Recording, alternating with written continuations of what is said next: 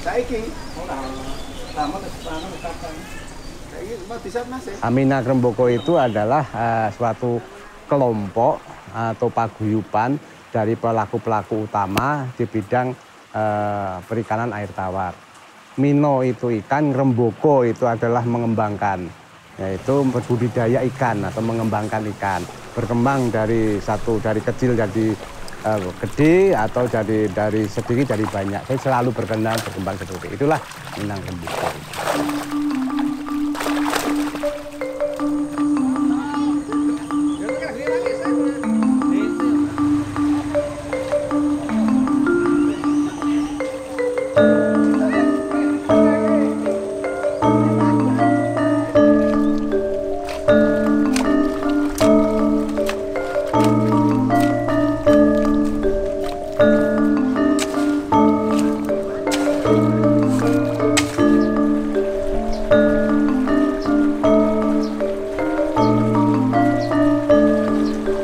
Awal terbentuknya Minang Remboko adalah yang pertama karena kegundahan daripada masyarakat, pendapatannya rendah, pengangguran, kan juga daerahnya daerah miskin karena daerah rawan bencana. Nah itu yang menimbulkan pendapatannya menurunnya. Intinya adalah semangat untuk meningkatkan pendapatan daripada masyarakat itu sendiri. Di Minang Remboko awal mulanya pemasarannya sendiri-sendiri karena akhirnya berebutan air, terus juga faktor keamanan dan berebut tentang pasar, sehingga Minang Remboko menyatukan diri dengan satu sistem pemasaran, satu lokasi pemasaran, dan satu manajemen pemasaran.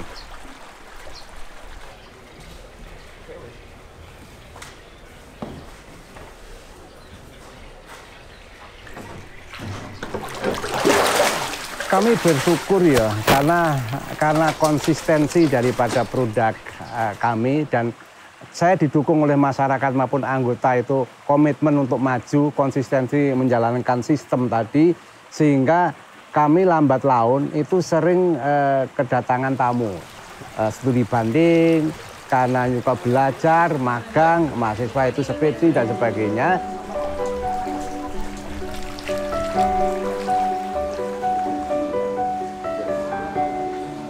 Bapak dan Ibu sekalian, dalam metode pembelajaran kita mengenal dua metode. Yang pertama adalah andragogi, dalam rangka meningkatkan kompetensi pelaku utama dan pelaku usaha yang cukup besar, serta adanya keterbatasan SDM maupun anggaran yang dimiliki oleh KKP dalam rangka peningkatan kompetensi SDM. Pada tahun 2011, KKP menginisiasi untuk menumbuhkan pusat pelatihan mandiri kelautan dan perikanan melalui peraturan Menteri Kelautan dan Perikanan nomor 1 tahun 2011. Diharapkan ini menjadi fasilitasi bagi pelaku utama yang layak dicontoh untuk menularkan ilmunya kepada pelaku utama yang lain maupun calon wirausaha di bidang kelautan dan perikanan. Kami tahun 2011 itu dijadikan atau dikukuhkan sebagai P2MKP. Awalnya Minang Remboko. Nah, P2MKP itu adalah Minang Remboko. Nah, itu ada beda. Kalau Minang Remboko itu masalah produksi, tapi setelah ada Minang Remboko itu adalah P2MKP-nya, ini bergerak di bidang SDM, yaitu tentang pelatihan, penyuluhan, pemagangan, penelitian, dan pengembangan teknologi dan sebagainya. Dan P2MKP Minang Remboko itu bisa dicontoh pada masyarakat lain, menginspirasi, dan selalu berbagi. Jadi tujuan dari pembelajaran ini harus disampaikan sehingga masing-masing peserta tahu apa fungsinya mempelajari terkait dengan materi tersebut. Yang kedua, fasilitasi peserta untuk menemukan manfaat yang akan mereka dapatkan jika mengikuti proses belajar. Setelah Minang Remboko ini ditetapkan sebagai P2MKP, ini yang pertama kami menyiapkan dari segi pelatihnya. Jadi calon pelatih dari P2MKP Minang Remboko ini kita TOT supaya dia bisa melakukan bertindak sebagai pelatih dengan baik. Selanjutnya kita membekali pengelola pelatihan dengan manajemen of training. Jadi supaya pengelolaan pelatihan di P2MKP ini bisa berjalan dengan baik. Kita terus membimbing P2MKP ini untuk menjadi lembaga pelatihan yang profesional, dan kita juga membantu untuk mempromosikan keberadaan P2MKP ini sebagai tempat pelatihan dan pemagangan bagi masyarakat. Selanjutnya kita juga melatih pelatih P2MKP ini sebagai asesor, sekaligus memfasilitasi P2MKP sebagai tempat uji kompetensi, di mana nantinya setelah peserta itu mengikuti pelatihan, ini nanti diuji oleh asesor, dan ketika dinyatakan kompeten, ini akan diberikan sertifikat kompetensi dari Badan Nasional Standarisasi Profesi atau BNSP. Nah, kawasan-kawasan kami seperti ini, Pak. Ini adalah untuk pembenihan. Ya, pembenihan ini adalah satu paketnya 300 betina, 100 jantan. Sehingga ini kita menerapkan poligami. Mina Remboko itu adalah bergerak di bidang pelatihan maupun pemagangan tadi. Namun kami sebagai masyarakat awam ya, awam dalam artian cuma tahu teknis saja, tetap dibina, dibimbing dari BPP3 Tegal. Dalam hal cara-cara melatih, cara-cara menyiapkan modul, cara-cara untuk ngomong, dan secara sistematis. Yaitu kami di TOT, di MOT, di TOC, bahkan kami juga diuji kompetensi dan asesor. Kalau BPP Tegal itu melatih aparatur negara, kami non aparatur, pelatihan dan non aparatur negara.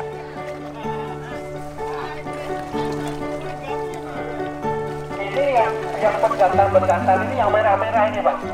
Ya, yang kami super red. Ya, kita kan super red itu karena apa? Kalau ikan nila itu yang glowing malah justru yang jantan. Oh iya. Biar tertarik kan seperti itu. Nah, ini yang warnanya glowing seperti itu. Karena kenapa?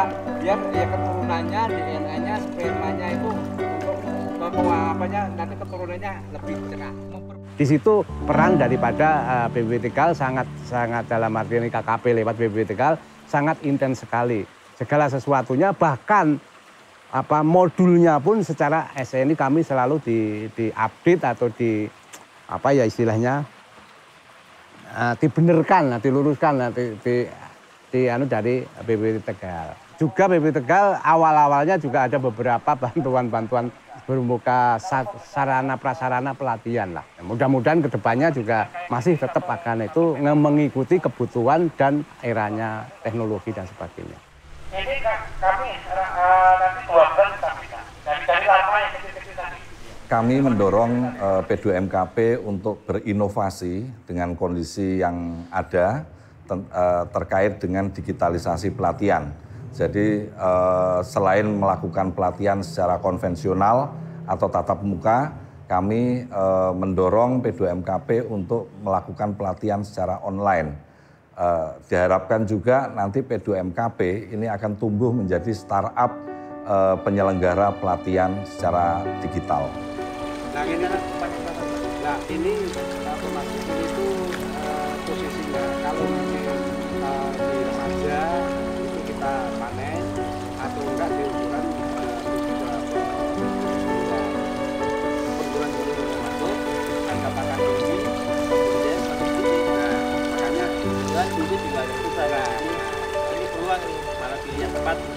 Kondisi penyuluh perikanan yang ada di Kabupaten Sleman ini kebetulan saya membawai 2 wilayah kecamatan, yaitu Kapanewan Ngemplak dan Kapanewan Cangkringan.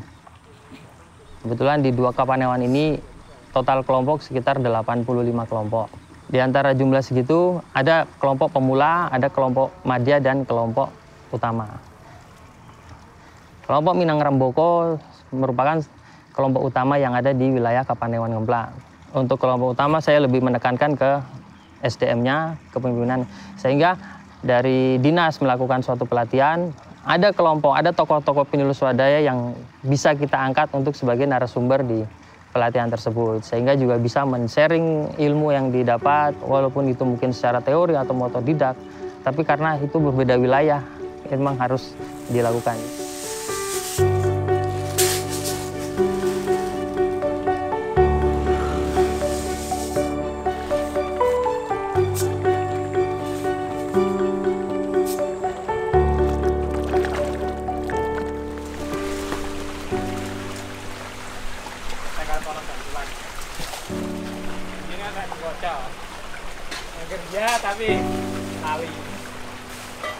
Minang Remboko menjadi Minang Remboko akan berkembang lagi setelah ditetapkan P2MKP, mengembangkan, menelurkan lagi di bidang pengolahan, yaitu ada unit pengolahan ikan, yaitu lewat kelompok pengolah dan pemasar. Karena banyak tamu yang datang, banyak kunjungan yang datang berlatih dan sebagainya, pengen oleh-oleh. Kita mengembangkan di bidang pengolahan ikan. Simboke Minang Mandiri, artinya Simboke Minang Mandiri yaitu ibu-ibu bokesan dengan ikan bisa mandiri. Dulu awal mulanya kita kelompok ibu-ibu rumah tangga, anggota kami dari ibu-ibu rumah tangga. Awal mulanya tidak ada kegiatan, terus kita ada potensi di sini yaitu ikan nila. Kita selaku ketua PKK juga waktu itu kita punya inisiatif untuk memberdaya ibu-ibu untuk mengolah apa yang ada di sini.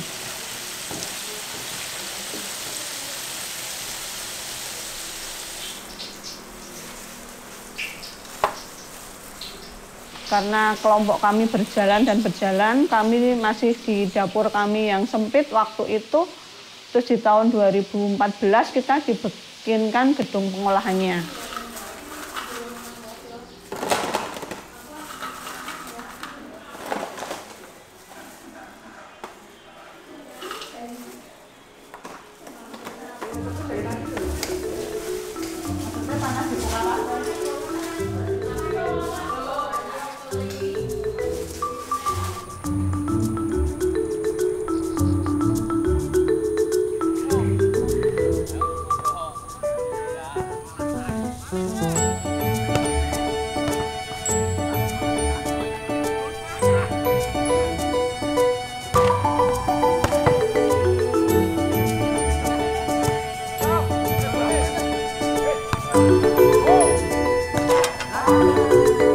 Kadang ada kegiatan-kegiatan sebagai pengolah pemasar tadi juga ada olahraga.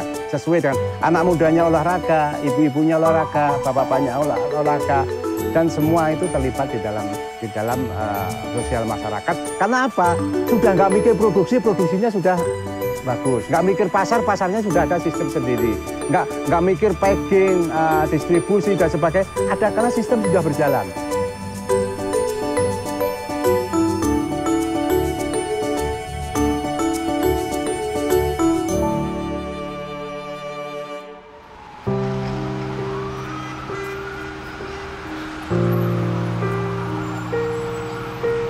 Yang selama kurun waktu itu bukannya tidak ada masalah ya.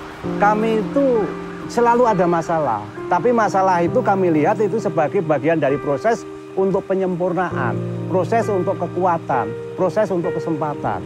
Nah selama P2MKP Minang Remboko untuk menyelesaikan masalah ini, saya yakin akan terus. Tapi kalau tidak bisa menyelesaikan, masalah akan tenggelam. Nah beberapa titik terendah, ya saya agak jauh lah. Saya dicoba oleh keadaan pada waktu teroris WTC. Ya itu harga pakan yang luar biasa seperti saat itu. Saya kena dampak gempa bumi. Saya juga kena erupsi Merapi maupun krisis global. Yang terakhir adalah karena titik terendah itu adalah di COVID-19. Pandemi COVID-19 memberikan pelajaran yang sangat berharga bagi kita. Ketahanan, kesehatan, dan kesiapsiagaan dunia terhadap pandemi ternyata tidak cukup kuat.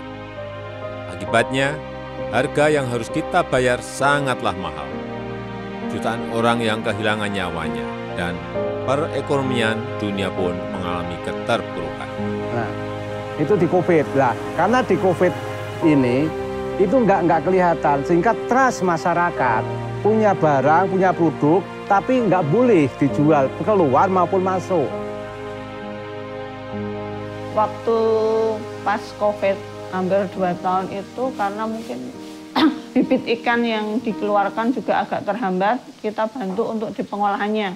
Jadi bibit-bibit ikan yang dibudidaya oleh bapak-bapak kita olah. Jadi karena kalau kita olah kan bisa tahan lama, bisa 4-5 bulan ke depan.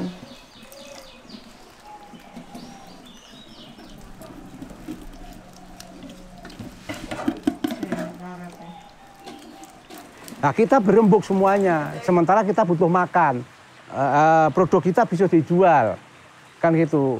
Tapi nggak boleh, lah, cara kita berembuk, lah sistem kami yang satu pintu, itu tetap manajemennya satu pintu, aturannya satu pintu, cuma sekarang ada kita munculkan tempat pemasaran ada 5 tempat pemasaran. Karena apa? Nggak boleh berkerumun, nggak boleh terlalu banyak dan sebagainya. Itu ada tambahan 5 tempat pemasaran benih ikan maupun yang pasar ikan. Nah itu titik terendah kami.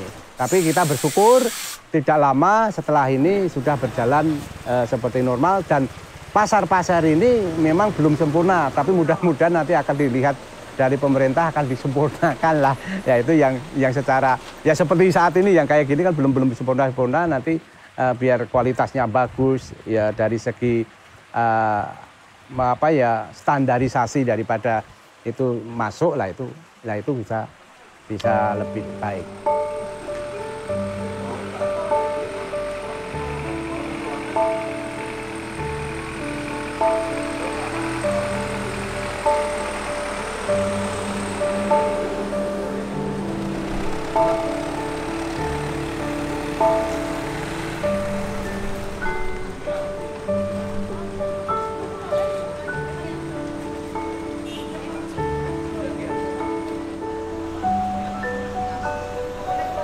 Roh daripada P2MKP Minang Remboko itu adalah berbagi. Itu roh kekuatan adalah produksi dan berbagi. Nah, kita selama ini ya kita dianugerahi seperti ini baik alam, SDM maupun sistem masyarakat tadi, kita selalu berbagi pada masyarakat lewat secara teknis maupun non teknis, yaitu berbagi dalam hal terutama di bidang perikanan budidaya yang ada di kelompok kami. Ya salah satunya kenapa Kementerian Kelautan Perikanan di sini itu memberikan karena apa? Salah satunya untuk ini Pak, untuk otak. Kalau untuk anak-anak kecil, untuk stunting, untuk apa lagi? Untuk kesehatan. Di saat pandemi saya seperti ini adalah karena untuk sehat. Kolam ikan ini itu Anda di hotel, Bapak Ibu di hotel, di restoran, di apa, pendampingannya yang paling banyak itu ikan tuh Pak. Di mall pun ikan tuh, nggak ada di mall itu ada sapi gitu. Kita kalau bersama itu lebih kuat. Kalau kami ada produktivitas, efisiensi itu dan melalui sistem. Nah, kalau apa? Kita harus berkolaborasi. Kalau kita nggak berkolaborasi, kita akan kolab. Nah, kekuatan untuk kolaborasi, berbagi itu sebagai mitra-mitra bisnis kami. Nah itu sehingga itu keistimewaan yang ada di Yogyakarta ini kaitannya yaitu tetap selalu berkolaborasi dan juga sebagai bermitra. Itu merupakan kekuatan roh daripada untuk kelompok-kelompok yang ada di Yogyakarta ini dan khususnya di Minang Remboko. Ya karena yang utama budidaya ikan adalah ya airnya. Kalau ada air, kalau nggak ada air ya. Kita sharing diskusi baik itu teknis dalam arti teknis budidaya, manajemen budidaya, pengelolaan organisasi, pasar maupun juga non teknis. Lah itu ada budaya lokal, ada teknologi lokal dan juga ada kearifan lokal. Itu merupakan kekuatan yang kita sharingkan dengan teman-teman yang lain. Nah itu potensi kali yang kekuatan lokal, teknologi lokal dan sebagainya kita eksplor, kita dan kita berbagikan.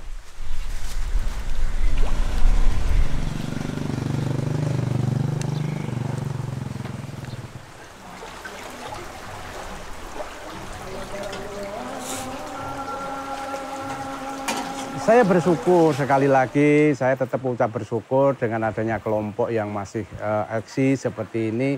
Kalau target-targetan tentu kita pengen pencapaian itu ya kita masyarakat itu tidak nganggur, masyarakat pendapatannya meningkat, masyarakatnya sejahtera, tidak ada kerusuhan maupun kejahatan yang lain itu adalah sehingga menjadikan masyarakat yang madani.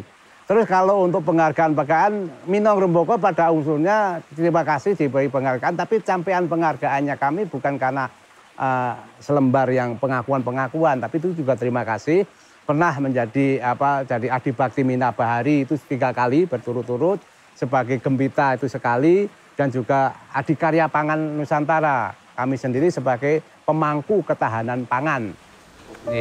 Merdeka Belajar Kampus Merdeka itu merupakan suatu program pemerintah untuk perguruan-perguruan tinggi di seluruh Indonesia yang pada tujuannya adalah untuk meningkatkan keterampilan para mahasiswa. Nah, kita memilih Minang Remboko ini sebagai tempat MBKM magang karena kita sudah tahu bahwa Minang Remboko ini sudah diakui secara formal oleh Kementerian Kelautan dan Perikanan. Yang kedua juga representatif dari segi kegiatan maupun dari segi luas lahan. Dari segi kegiatan, Minang Remboko melakukan kegiatan mulai dari persiapan induk, pemijahan, pendederan, pembesaran, bahkan sampai ke pemasaran. Kemudian juga dari segi para pelatihnya, tentunya pelatihnya sudah mempunyai pengalaman yang cukup banyak dan juga sudah dikenal di tingkat regional, kemudian juga di tingkat nasional.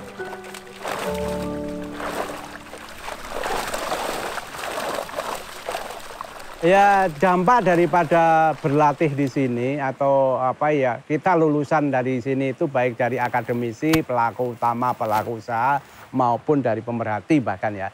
Itu yang utama adalah kelompok-kelompok pelaku utama.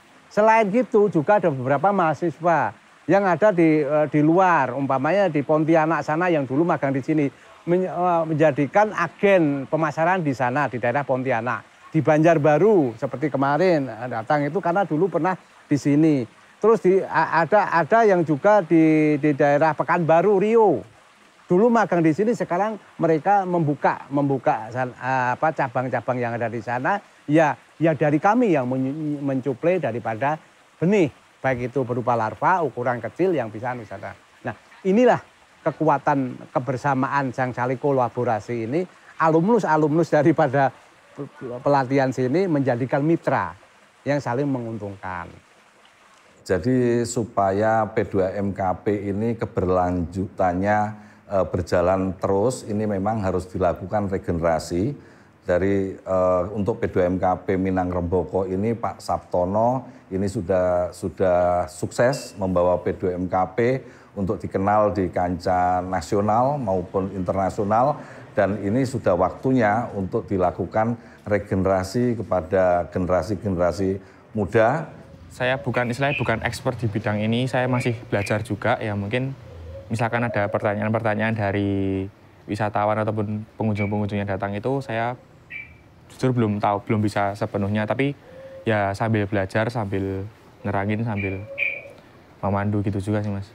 Semisal kalau dari tamu di luar pulau, ya mungkin kendalanya kan medan di setiap tempat itu kan berbeda-beda. Jadi mungkin bisa di sini berjalan dengan maksimal, tapi di sana dengan keadaan alam di sana itu jadi kurang maksimal. Karena kalau semisal kita mau menjawab ngasal, nanti malah pertanggungjawabannya gimana, ini kan jadi masalah. Jadi kalau kita menjadikannya forum diskusi, tanya jawab kan, jadi mungkin bisa menemukan titik terangnya bagaimana, terbaiknya bagaimana.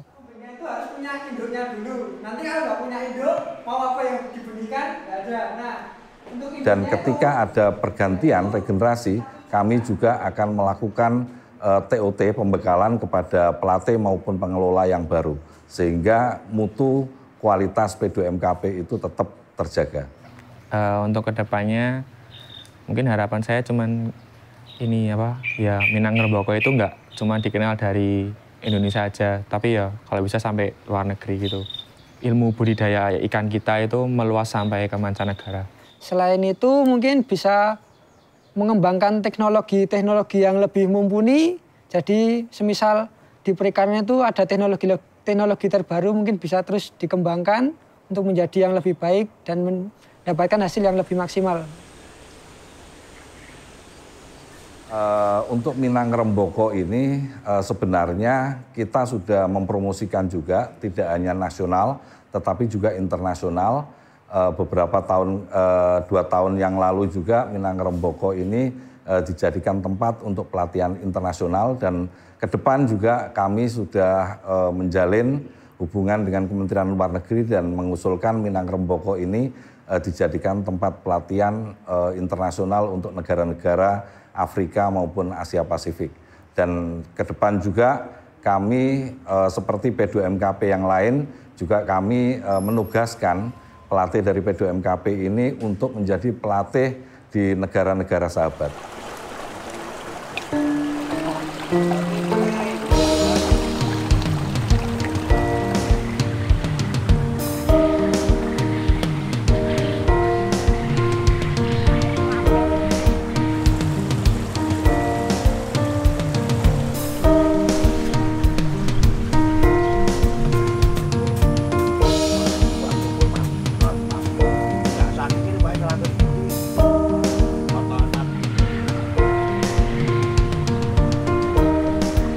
Tapi meskipun ini nggak bayar, kita sudah nggak mimpi nih, karena realita bahwa perikanan itu bisa usaha di bidang perikanan itu masyarakat itu kami itu bisa sejahtera dan bahagia. Ini nggak mimpi yang sudah kita lakukan. Tapi harapan-harapan ke depan paling yaitu tentang alam, kelestarian alaman untuk keberlanjutan usaha kami. Di antaranya tidak alih fungsi lahan, yaitu tidak alih fungsi lahan.